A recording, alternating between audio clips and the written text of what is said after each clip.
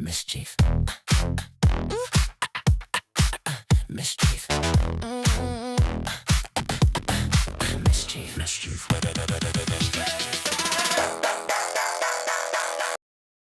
Hey friends, we have today Scott's from Scott's BBQ. And so we're really excited to talk to you a little bit about who you are, what you do here. Most people are familiar, but I would love to hear the story behind Scott's BBQ. Wow. It's, well, it really started from a gathering in the driveway in our neighborhood where families would get together and watch our kids play in the front yard, and I would cook for them, fried fish and barbecue and various other things. And we started talking about maybe we should do this one day. And this building actually belonged to my wife's family. Okay. And it became available. And we were at a place in our lives where I needed to look at doing something different, pulling my family together and getting over a tragedy from our family. And so I got some buddies from the driveway and we said, why don't we do that? I said, I'll run the place. All you got to do is put some money in it. And Okay. so Stan Tilley and Kelly Ferguson and I said, we'll do it. And we started. And we decided that, well, my homework said it's going to take quite a while. So we were prepared for 30 months, 2.5 years before we made a profit. In the 30th month, we made enough money for us to go out to eat, the three of us. Very small amount. Wow. So, but we stuck it out, and eventually we had an article written in the Atlanta magazine about the 50 best barbecue places in Atlanta, and we were featured in that, even on the editorial page, or the editor's page. And after that, the next 5 days, I ran out of food 3 days. So it's been a lot of fun. It was nerve-wracking at first, but we stuck it out and we made it. Yeah. What's the hardest part of owning and running a restaurant? You know, there's a lot of ways to make mistakes, but the business side and being able to stick it out until you become known is the hardest thing. Generally speaking, if you're starting a restaurant, you're pretty good at cooking. And we approached it both ways. Right. We put our, it took a long time to develop recipes, but we stuck to them. And we, on the business side, we had the money to back us, and that made a difference. Yeah. It really made a difference. So we're talking this week about the Feast of Trumpets, which is a call to worship and celebration, a time for people to gather together. And I imagine that over the years, you've seen a lot of different gatherings. How do you foster an atmosphere where people come and they find that this is a place more than just food? We've encouraged it throughout the history of Scott's BBQ. Right across the street from us is the Tabernacle Baptist Church. And over time, we have been their go-to for their new member luncheon. Oh, and now we got to level up. Yeah. So I mean, what they found was that they would have a new members luncheon or supper in the middle of the week, and people are working, and some can make it, some could not. And they found out if they just walked across the street here on Sunday morning after the services, the church service, Sunday school, whatever, just walked over here, then they could get more people to participate. Yeah. So they'd bring them over here. We would prepare a big meal for them, and all the folks associated with running the church would be here. They would introduce their family. This is the associate pastor, the music director, the HR. that sort of thing. And these are their family members. And if the new members get a better understanding of who's there and where they can go for help, spiritual help and other help. Right. So, and we've done that. And we used to, at the Presbyterian Church, we had a Wednesday night meal, and many Wednesday night meals we had barbecue, and we had barbecue chicken and what have you from here. And we have supplied that for other churches, other get-togethers with the Catholic Church. For example, a real neat meal we provided for them. It was an odd day. It's like a Thursday or something in the afternoon or at night. And what it was, they were burning their dead. They had paid their church off, and we provided the meal, which was, a celebration. Yeah. Barbecue and churches seem to go hand in hand. And I don't know exactly why, but I remember the time when I was growing up at Morrow United Methodist Church, and every year in the fall they'd have a big barbecue. It'd be a fundraiser. The men would stay up all night and Yes. barbecue.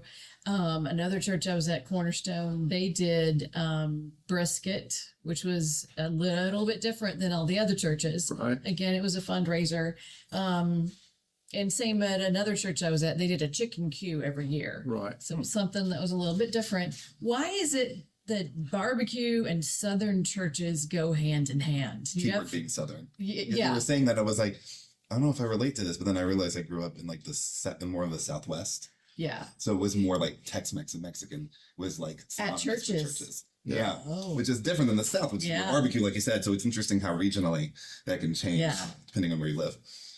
Now, I'm not sure why it's just barbecue, and it could be as simple as it takes a number of people to pull it together, and you do it all night. Yeah. It takes a long time, even if it's chicken, Yeah. which is the fastest. Yeah, I think that that's a big part of it. I had a friend who used to say, hey, he would throw parties all the time. And he would say, you know what I really like to do when I have a party? And I'm like, well, I don't know, Alan. What do you like to do when you have a party? He said, I give everyone a job when they walk through the door. Yeah. You're the person that has to refill the ice. You're the person that takes the coats. You're the person that makes sure drinks are refilled or that everything's in the right place. And everyone gets a job. And when they do that, they feel like they're part of the party Right. instead of just there to be, just a guest. Yes. Now you're a host, and I think that that's one of the reasons why feasts in the Bible exist. Everyone has a role. And then takes a lot of people to pull it together. And then when you celebrate, it's not just the person who cooked that celebrates, it's the person who also made sure that people have water and that Right. everyone was involved. Right. Tell me a little bit about the process of cooking barbecue for those who don't know. Well, it takes a while. It's not forgiving. What you start with is what you're going to end up with. You can't add to it easily. So here, right now, 10 o'clock in the morning, they start preparing the barbecue that's going to hit the smoker tonight. They trim it up, they season it, brine it, put it in the cooler to brine for the rest of the day. And then 7:30 tonight, it hits a smoker, and it smokes all night. And this time tomorrow, they start coming off the smoker. So it started, takes 24 hours basically. So whatever you have is what you have. Frequently at barbecue places, it'll on the menu it'll say as long as it lasts. We're going to be here to 8 o'clock until we run out of food. Now, we have figured out ways to deal with that sort of thing. If you smoke it today, it's great tomorrow, but it needs to be gone tomorrow. Right. So what you're smoking later today, start now to have for tomorrow, can go into the following day. Yeah. Now you have a special sauce that I have nicknamed resurrection sauce. Oh, resurrections. Yeah, tell me about that. And which one is that? Well, that's the one that if I get it today, but I'm not going to serve it till tomorrow. Okay, I can magic sauce. Magic sauce. Yeah, Resurrection sauce Right. may even be better. I like it. Yeah, I like that. Coin that, and Yeah, just maybe say my name. trademark. No. Yes, and what that does, if you come in by a quantity of pork and you're serving it tomorrow, Right. you get it today. You can get it cold or you can get it hot. Yeah. You take it home. You don't have to keep it in the cooler, refrigerator until tomorrow. Then we give you instructions on how to take that out and bring it back to temperature. Once you get it up to temperature, you take this magic sauce and sprinkle it on top of it and work it into the meat. And what it's supposed to do is bring back that bouquet of fresh, smoked, moist meat. Yeah, And it really works. yeah. Oh my gosh, it sounds amazing. It is magic. It is It's magic. magic sauce. It is magic. Oh, It's simple, resurrection. but I'm not going to tell you how to make it. No, of course not. You should not. Special recipe. Yeah. I like the idea of, I mean, I would say you could make a direct parallel to God's grace that, there are times when we don't feel like we've lost our flavor, That's right. and God's grace will come at us at different points in our lives. And from different people, different angles, just in many different ways. Yeah. You're exactly right. That is the most Shannon thing I've heard this month. Oh, okay, good. Because we're getting to the end of the month, and Yeah, that's true. I gotta keep Greg on his toes. So hospitality is a key thing in Jewish feasts, and providing food for complete strangers Mm-hmm. Treat them is, like family. yeah, that's a tenet of the Jewish religion, and I think Mhm. that is carried in through Christianity and Right. definitely in Southern hospitality. How do you ensure that hospitality happens here? Well, everybody understands that that's what we're after. We're here to serve somebody something special. They're coming to get something that we've been working on for more than 24 hours. We want it to be a great experience, and we want you to come back. Yeah. So, I mean, one of the things that I do here that's so much fun is I pay a lot of attention to small kids. I want to make eye contact with them. I want to say some things to them. But if the mom and daddy or whoever have them here will allow me, I'll give them a cookie after they finish their meal. And I might borrow a kid next time I come in. that's, I'll say, I'll give you half. that's one way of getting a big cookie. But what that does, it lets them know that we care about them, that we're glad that children are here. One of our goals when we started this restaurant was to create a tradition of families getting together, either here or at home with our food, and having I've had a young girl come in when she was 7 years old. I was waiting on her mother and daddy and her older brother. And she looks up at me when she was 7 and she said, "Can I have a job here?" I said, "Oh my, how old are you?" She said, 7. I said, "Well, you're a little young. If you'll come back when you're 11, Okay. you can work directly for me." On her 11th birthday, she came back and she worked for a year. So what I've always done to young kids that want to do that, they come in, they work directly for me. They're not working for the restaurant. They trail behind me, and I mentor them, for lack of a better word, on what to do. Also, they can bend over and pick stuff up that I might have trouble. But for a year, I'll allow them to come in and work when I'm here. Yeah. And then I pay them for working with me. And it's a way of getting, they learn to pay attention to what people want, what people need, what makes them happy, and what makes them happy.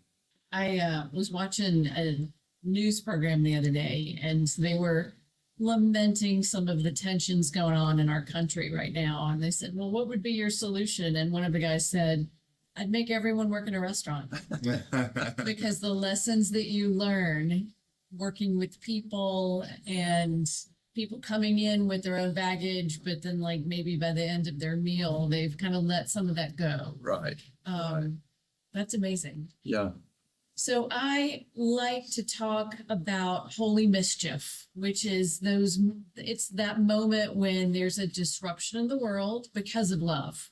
Right. And the status quo of all of the tension that we deal with every day is disrupted. And I understand that you have a particular practice here of holy mischief. Will you share a little bit about that? Many times throughout the week, we'll have people that come in or just hanging around outside. Sometimes you can just look through the window and tell that, they want to come in, but they're hesitant. And we will approach them and, are you hungry? And yes, so we feed them. We have a meal that we'll feed them at any time. If they come in here and they're hungry and they lack the money to pay for it, we still feed them.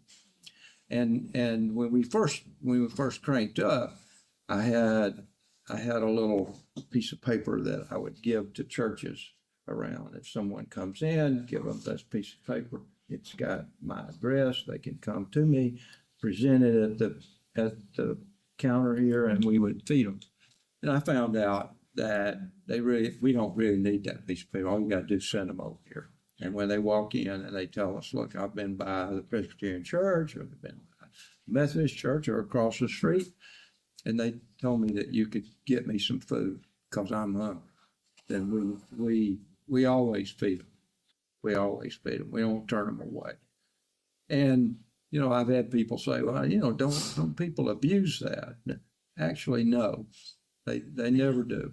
And I don't think we've ever had anybody to abuse it. Mm-hmm. So thank you so much for allowing us to come here to your restaurant Sure. just before it opens, and you can hear things kind of picking up, and I'm sure it's going to be busy today. What's one challenge or thought that you want to leave with people who might still be listening and watching? One challenge or thought? Well, number one, I've always cooked. My daddy taught me that. He was not afraid of the kitchen, and I watched him cook. And when I cook for a crowd, and before the restaurant, I have made 60 loaves of bread, baguettes of bread in a day to give as Christmas gifts, for example. But I've never been afraid to cook and prepare for large crowds. That's always made me feel good, that I can feed people. It's spiritual. It gives you that good feeling that you've done something for someone and they appreciate it. So I've always done that, and we continue to do that here. That's one. How do you become an institution? You become an institution by serving the people that walk in the door. I want you to be happy. And what can I do to make you happy? I don't think we can end better than that. I don't think so. That's amazing. Thank you so much. You're welcome. Mischief. Mischief. Mischief. Mischief. Mischief.